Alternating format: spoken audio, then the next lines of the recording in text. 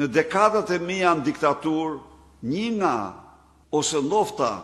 gjëja që urreja më shumë ishte censura. Ishin fondet rezervë të bibliotekave kombëtare apo bibliotekave tjera, të cilat mund të shfrytëzoheshin vetëm me autorizime speciale, se përndryshe nuk i preke dot me dorë, kurse Edi Rama te i kaloi dhe këte dhe censuron TikTokun, mjetin aktualisht më modern të komunikimit, bazuar funde krye në intolerancën e tij ndaj kritikave që i bëhen në këtë mjet. Garantoj të gjithë shkollarët e Shqipërisë, nxënësit e shkollave nëntëvjeçare, gjimnazistët dhe studentët dhe trit e tjerë, se me datën